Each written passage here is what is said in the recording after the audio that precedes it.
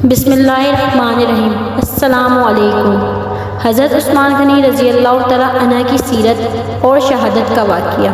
سیدنا عثمان غنی رضی اللہ تعالیٰ عنہ پر ایسے الزامات لگائے جا رہے تھے جن کی کوئی حقیقت نہیں تھی، اور سیدنا عثمان غنی رضی اللہ تعالیٰ عنہ کے جواب دینے کے باوجود بھی ان سازش کرنے والوں پر کوئی اثر نہ تھا۔ ان کی تو ایک ہی ضد تھی کہ سیدنا عثمان غنی رضی اللہ تعالیٰ عنہ کو خلیفہ نہ رہنے دیا جائے۔ جب یہ لوگ دوسروں کو کھلم کھلا بغاوت پر ابھارنے لگے تو سیدنا عثمان غنی رضی اللہ تعالیٰ عنہ نے صوبوں کے تمام گورنر کو جمع کر کے مدینے میں طلب کیا اور مشورہ کیا کہ اس سازش کو کیسے رفع کیا جائے۔ بعض نے رائے دی فساد پھیلانے والوں کو سخت سزا دی جائے، لیکن سیدنا عثمان غنی رضی اللہ تعالیٰ عنہ بہت نرم مزاج تھے، ایسا کرنا پسند نہ کیا۔ سارے گورنر اپنے اپنے علاقوں کی طرف روانہ ہو گئے۔ ان کے جانے کے بعد سیدنا عثمان غنی رضی اللہ تعالیٰ عنہ نے سازش دور کرنے کے لیے 3 کام کیے۔ ایک یہ کہ کوفہ کا گورنر سعد بن عاص کی جگہ بزرگ صحابی ابو موسیٰ اشرح کو مقرر فرمایا، کیونکہ کوفہ کے باغی سعد بن عاص کے دشمن بن چکے تھے اور انہوں نے یہ مطالبہ کیا تھا کہ ابو موسیٰ اشرح کو کوفہ کا گورنر بنایا جائے۔ دوسرا کام یہ کیا کہ چند صحابہ کو تمام صوبوں میں یہ تحقیق کرنے کے لیے بھیجا کہ لوگوں کی جائز شکایت کیا ہے اور ان کو کیسے دور کیا جا سکتا ہے۔ اور تیسرا کام یہ کیا کہ ملک بھر میں اعلان کرا دیا کہ جس کو بھی مجھ سے یا میرے کسی حاکم سے کوئی شکایت ہو تو وہ حج کے موقع پر پیش کرے، میں یہ شکایت دور کروں گا اور ظالم سے مظلوم کا حق دلواؤں گا۔ جس وقت سیدنا عثمان غنی رضی اللہ تعالیٰ عنہ حالات کو سدھارنے کی یہ کوششیں فرما رہے تھے، اس وقت دوسری طرف مصر، کوفہ اور بصرہ کی سازشی لوگوں نے آپس میں خطوط لکھ کر خفیہ طریقے سے طے کیا کہ اچانک مدینے پہنچ کر سیدنا عثمان غنی رضی اللہ تعالیٰ عنہ سے تلوار کے زور پہ اپنے مطالبات منوائے جائیں۔ آخر یہ لوگ، جن کی تعداد ہزاروں میں تھی، ایک ہی وقت مدینہ پہنچے۔ شہر سے 2-3 میل دور پڑاؤ ڈالا۔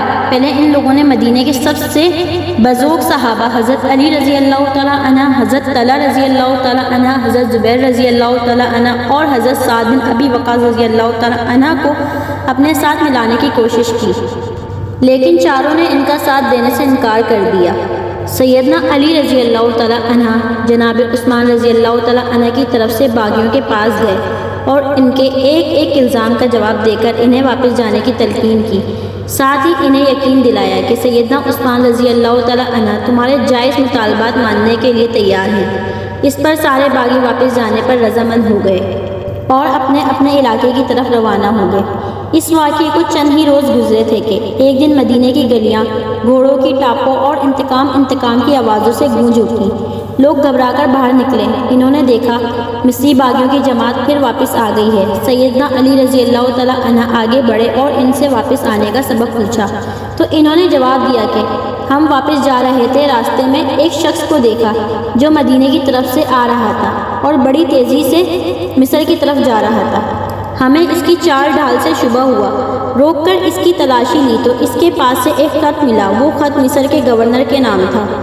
خط امیر المومنین حضرت عثمان غنی رضی اللہ تعالیٰ عنہ کی طرف سے تھا۔ اس میں انہوں نے لکھا تھا کہ جو لوگ مدینے سے مصر واپس آ رہے ہیں ان سب کو قتل کر دیا جائے۔ خط پر سیدنا عثمان غنی رضی اللہ تعالیٰ عنہ کی مہر بھی لگی تھی۔ اس خط کو دیکھ کر ہم نے سمجھ لیا کہ ہمارے ساتھ دھوکہ کیا جا رہا ہے۔ اب ہم اس دھوکے کا انتقام لینے کے لیے واپس آئے ہیں۔ جب یہ معاملہ سیدنا عثمان غنی رضی اللہ تعالیٰ عنہ کے سامنے رکھا گیا تو وہ بہت حیران ہوئے اور قسم کھا کر فرمایا کہ یہ خط میں نے نہیں لکھا، نہ ہی کسی سے لکھوایا ہے۔ اس پر لوگوں نے خیال ظاہر کیا یہ خط سیدنا عثمان غنی رضی اللہ تعالیٰ عنہ کے مشیر مروان بن حکم نے ان کی اجازت کے بغیر لکھا ہے۔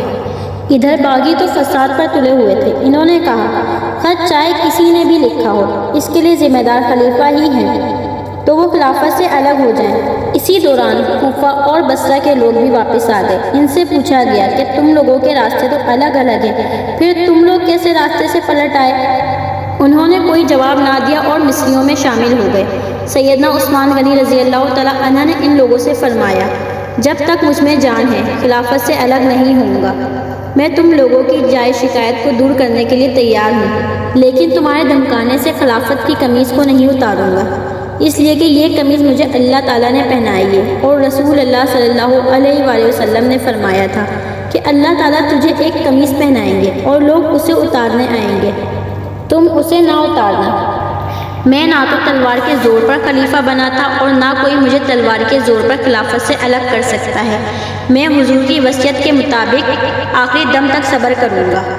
ان کا یہ جواب سن کر سارے باغی آگے بڑھے اور امیر المومنین سیدنا عثمان غنی رضی اللہ تعالیٰ عنہ کے گھر کو گھیرے میں لے لیا۔ باغیوں نے ان کے گھر کو بہت دنوں تک گھیرے رکھا۔ ان دنوں میں ان ظالموں نے بہت گھٹیا حرکات کی، ان کے گھر میں پانی اور خوراک تک جانے سے روک دیا۔ ایک روز ام المومنین سیدہ ام حبیبہ رضی اللہ تعالیٰ عنہ نے کھانے پینے کی کچھ چیزیں لے کر سیدنا عثمان غنی رضی اللہ تعالیٰ عنہ تک جانے کی کوشش کی، لیکن ظالم باغیوں نے ان کی بے ادبی کی اور آگے نہ جانے دیا۔ ایک روز سیدنا علی رضی اللہ تعالیٰ عنہ نے اپنے چند آدمیوں کے ذریعے پانی کی 3 مشکیں بھجوائیں۔ ان آدمیوں کو باغیوں نے روکا، لیکن وہ لڑ بھڑ کر اور زخم کھا کر بھی پانی کی مشکیں اندر لے جانے میں کامیاب ہو گئے۔ 1-2 بار پڑوس کے گھروں سے بھی خوراک اور پانی کی مدد پہنچی، لیکن یہ اتنی کم ہوتی تھی کہ بڑی مشکل سے 1-2 دن گزرتے تھے۔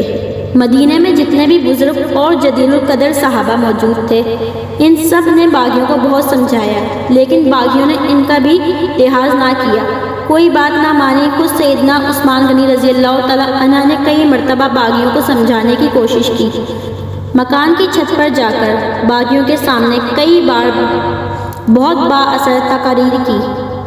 معزز سامعین، اس سے آگے کا واقعہ سننے کے لیے ہمارے چینل اسلامک کلچر 14 کو سبسکرائب کریں اور بیل آئیکن پر پریس کر دیں۔ جزاک اللہ۔